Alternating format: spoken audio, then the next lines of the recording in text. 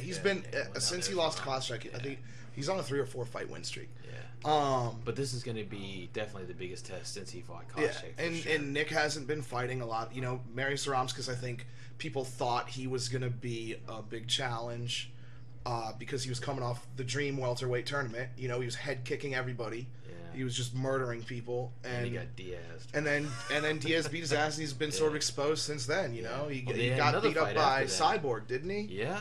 And then he did beat Sakuraba. Yeah, he went out, but he ripped his ear off. Yeah. That wasn't. It was a freak incident. Who knows what happened? We haven't really heard much about him since. So Zaromski's not a big deal. You know, KJ Noons I think is a scrub. Yeah, his boxing is legit. But Nick Diaz took him down like 3 times. Nick Diaz has no business taking anyone down. His takedowns are awful. And he outboxed him on the feet. That's how he won that fight. He outboxed, and this week you gotta love about Nick Diaz. So, but I don't think KJ Noons is a legit challenger, and I don't think Cyborg was. And Cyborg, you could have given him the first round. So I'm really excited to see how Nick does against a big test like this. Yeah, couldn't agree more. I think also it's gonna tell us about the progression of where he's at in his career and like how he's developing as a fighter, because you know, coming from the 209 and you know always kind of want to go out and saying like I've got that attitude, you know, I'm going to beat you at your own game. Yeah, exactly. And then maybe which I don't want to see him try tonight. Not at all. Yeah, because there's no reason for him to need to do that. Yeah. He doesn't need to try to stand up with Paul, even though he doesn't have the greatest takedowns. Paul Daley has worse takedown defense than what Diaz is lacking in takedowns. If he's been him and Dan Hardy are teammates, correct? They're both at Rough House, Paul Daley and Daley. I believe, Daley has done some training at Rough House, and I believe that's his main if they're camp. training takedown defense together, I mean, based on what we saw out of Hardy before, Daley is he's gonna fall down a lot. But Johnson's such a freak, bro. Yeah, Rumble's tight, and it was good to see Rumble get a win. I love him. He's always hurt. I thought the Koscheck fight, I really thought he had a chance to win it, and it was probably the worst fight of the year, just from a fighting standpoint and everything that occurred. All the crazy restarts they had, and like the eye poke and then the knee ghost grazing. knee. Yeah. So it was good to see Rumble get a win. Yeah. But as far as Nick and getting into the UFC, I mean, there's a lot of good fights waiting for him. There's a lot of great fights. He could bring like much needed energy and challenges into the 170 division.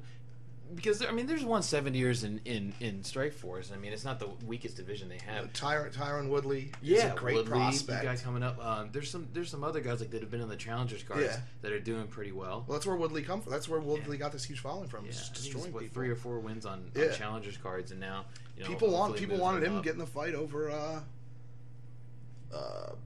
KJ Noons at the time, and everyone since then. Yeah. But I mean, then you look at 185 in Strikeforce, and that's even 205 too. 205 is even worse. So they could bring. I don't know if they're gonna bring guys over, but you see what's happening with Jardine. It's that Zuffa effect already. Yeah, we need somebody from Musasi. Yeah, let's call up a Zuffa guy who's They'll have contacts everywhere. They'll be able to bring everyone in for sure. I wouldn't be surprised if they brought in Tim Sylvia to fight who's the guy with the giant chops. He's had a big Griggs. Griggs. Yeah, imagine that fight. That'd be a great fight. Build up Griggs, give him a notch on his belt. There's more fun fights waiting to happen, and I don't know if they're going to do the same thing, or if they took, when they went, because a lot of people don't know that Zuffa didn't always own the WEC. I mean, that was a promotion just like Strikeforce that came up. They bought it and then eventually merged it in. I don't think it'll take as long to merge Strikeforce in and then perhaps promote it under one name, because there's so much value and so many fighters in Musasi. You've got the Dream connection too now. How's that going to play out? Because you've got all these guys that have that. If they can keep bringing Dream people, and if they can now bring Dream people into the UFC because of this connection, that'd be amazing. I don't know how the fighter contracts work. I don't know. Because they do the co-promotion. Now that Zuffa owns Strikeforce, they can put them on UFC cards, but that'd be great. Yeah, that'd be great. Yeah. But anyway, back to Nick. I want to say tonight it's just real exciting because we'll finally see where he fits in the 170. People don't know where to put him in the rankings because of who he's beating. Right. And they're ranking him so high because of how he's beating everyone. Yeah, he's been so dominant, and he's stopping people too. He's not just decisioning all these people like Askren. Yeah. But he's stopping these guys. But I'm interested to see if he goes, against what would be the best thing for him. I mean, at this point in his career, I think he's proved. I mean, he can stand up with KJ Noons and outbox the guy. Yeah. So he's shown that he's got these great stand-up skills. I don't think he needs to prove that anymore. So you know what? Go in. It's great off his back. Yeah, go down 2 there. of his last 3 wins are arm bars. You know. Exactly. Mock and like 3 weeks ago against and Cyborg, somebody like Paul Daley. I mean, Jake Shields showed us this. Daley survived against Shields. I rewatched that fight. Daley actually survived for a long time before Shields finally pulled his arm off. But this will be this will be exciting. Yeah. I'm really pumped. I think I'm wondering how Dana's gonna react. Everyone knows Dana loves Nick. There's a common misconception that Nick's a washout from the UFC. It's not true at all. He left for more money. Yeah. He goes from opening fighter to a headliner. He's gonna get paid more, and there's a ton of love between Dana and Nick, and yeah, he for definitely sure. needs to bring him back in. Well, and people forget that Nate's in the UFC. Yeah, I mean, Dana runs into. I mean, Nick. They always corner each other. other. Yeah. So they're always at the different promotions. Nick's always his walkout guy at the weigh-ins. Yeah. He's always there. He's always getting hugs from Dana. I mean, he's still in that family. Yeah, for sure. So.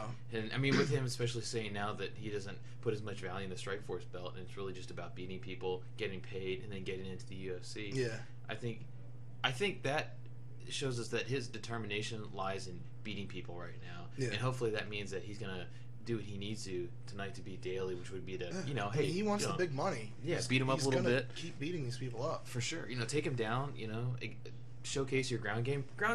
Submissions are fun. They're exciting. People like Korean Zombie. Like with this with the Twister submission, like we were just talking about before we started, broadcasting right here. That can be thrilling, and that can add to the mystique of a fighter. Exactly. So it's not like Nick needs to go out and knock people out. He can display his amazing ground game, especially against somebody like Daley. Yeah. Pull off an incredible submission, get even more notoriety and name recognition, and then if he ends up back in the UFC, you've got great momentum behind the guy. You can promote huge him. Matchups. Yeah, huge matchups. Big highlights. Imagine the hype fights. if he fights Koscheck. Imagine incredible. Imagine the hype because the shit talking. Definitely. Granted, he'd get wrestle effed for 3 rounds and probably lose, but the build up alone it'd be an amazing co-main event. Well, we just want to say hi to everybody that's tuning in, all the viewers that made the Ustream connection since we started going. So we're pumped to have you aboard. We're just starting.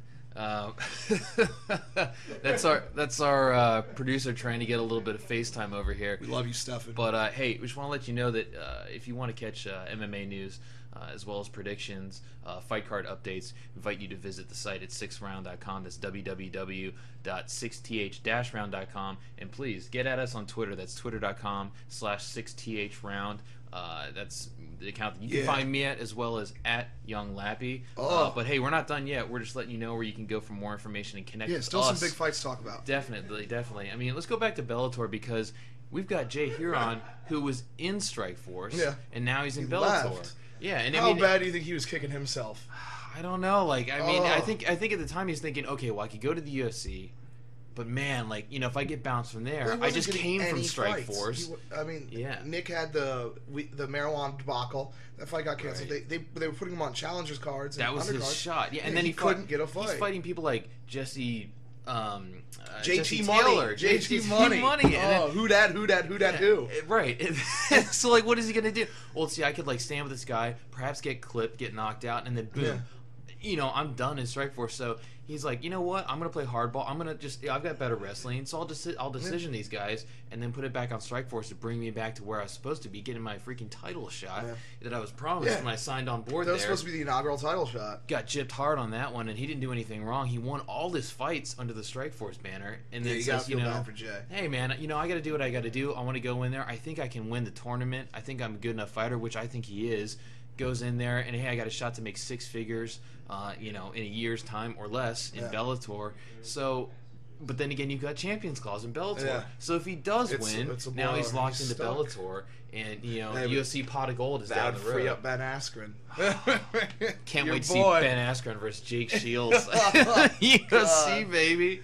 But yeah, this is great exposure for Jay. I mean, I feel like he fell off a lot of people's radar. This guy was ranked in the top 10 for a long time. And people forget that he was still in the UFC. top 15. Yeah.